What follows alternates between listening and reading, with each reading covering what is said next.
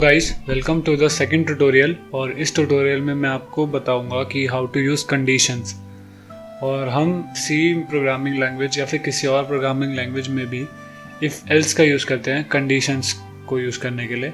सो जैसे conditions like कि अगर एक वेरिएबल की वैल्यू 10 से ऊपर है तभी मुझे कुछ स्टेटमेंट करवानी है एग्जीक्यूट।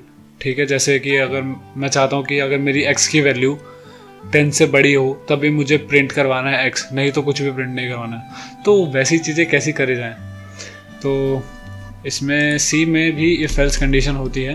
तो अगर हमें इफ़ यूज़ करना होता है तो इफ़ और पैरेंथेसिस में आती है वो कंडीशन। लाइक हम यहाँ पे यूज़ कर सकते हैं कि जैसे इंटीजर की वैल्यू अगर हमारी 9 से बड़ी है तब हमें ये ब्लॉक एग्जीक्यूट करवाना है, नहीं तो एल्स। मतलब अगर 9 से बड़ी नहीं है, मतलब छोटी है, तो फिर वो एल्स में एग्जीक्यूट कर देगा। ठीक है, लाइक मैं आपको करके दिखा देता हूँ कि अगर तो ये हो जाएगा, मतलब कि अगर मेरे इंटीजर की वैल्यू 9 से बड़ी है तो प्रिंट कर देगा वो इंटीजर वेरिएबल, नहीं तो वो कर देगा प्रिंट नथिंग।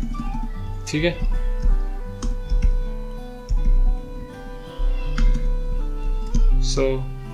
अब इसे एग्जीक्यूट करवा के देखते हैं। सबसे पहले करंट डायरेक्टरी में जाना होगा, फिर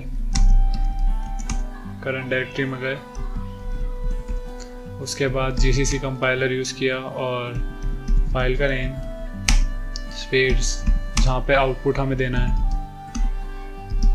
और एंटर। कंपाइल हो रहा है हमारा प्रोग्राम और कंपाइल हो गया। इसको रन करने के लिए सेकंड, और आप जैसे देख सकते हैं आउटपुट हमारा आया 10। इसका मतलब हमारा फर्स्ट ब्लॉक एग्जीक्यूट हो गया। यहीं पे अगर मैं लेस देन 9 कर देता तो हमारा एल्स एग्जीक्यूट होता। जैसे कि अब आप देखेंगे कि हमारा एल्स एग्जीक्यूट होगा। ठीक है, जैसे नथिंग आ गया अब हमारा एंड। अब कुछ जगह पे हमारी सिचुएशन ऐसे भी आ जाती है कि हमें एक ब्लॉक की जगह और भी चाहिए, जैसे कि हमारे वहाँ पे हम एल्स इफ यूज़ करते हैं। जैसे कि अब मुझे 9 से छोटा हो तो ये प्रिंट हो, लेकिन अगर इंटीजर वैल्यू की वैल्यू 20 से छोटी हो तो मुझे कुछ और प्रिंट करवाना है, तो वहाँ पे हम एल्स इफ भी डाल सकते हैं। हम कितने भी एल्स इफ डाल सकते हैं, हम कितने भी इफ़ यूज़ कर सकते हैं, बट एल्स तभी यूज़ कर सकते हैं जब हमारा इफ़ कंडीशन वहाँ पे प्रेजेंट हो। ये आपको ध्यान रखना है।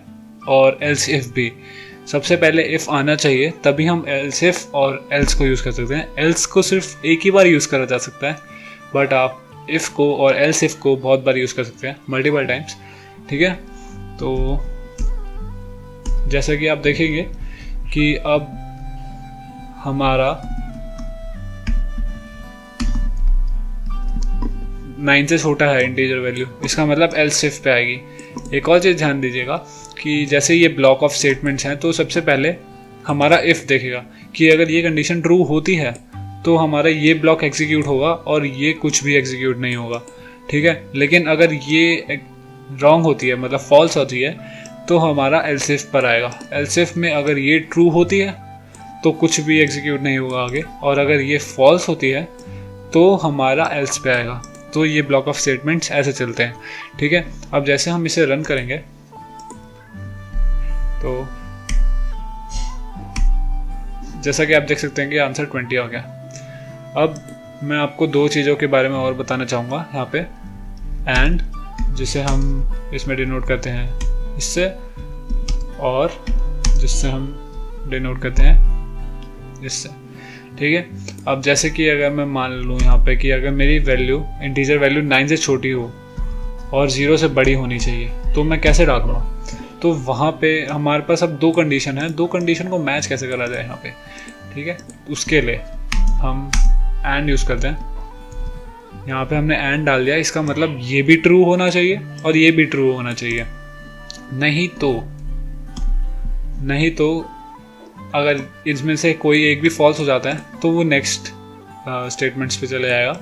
ठीक है, लेकिन अगर हम यहाँ पे और डाल देते हैं, इसका मतलब क्या हो जाता है कि अगर ये ट्रू हो गया तो भी ये इसको एग्जीक्यूट कर देगा। अगर ये ट्रू हो गया तो भी, मतलब कोई दोनों में से कोई एक भी ट्रू हो जाता है तो वो हमारा सेकंड जो ब्लॉक है इफ ब्लॉक उसको एग्जीक्यूट कर देगा। ठीक है, जैसे कि अब मैं यहाँ पे डाल देता हूँ 11, इसका मतलब मेरा इफ ब्लॉक एग्जीक्यूट होना चाहिए। ठीक है, सो देखते हैं कि अब मेरा इफ ब्लॉक एग्जीक्यूट होता है कि नहीं। और ये कंपाइल किया और ये रन किया, सो हमारा इफ ब्लॉक एग्जीक्यूट हुआ।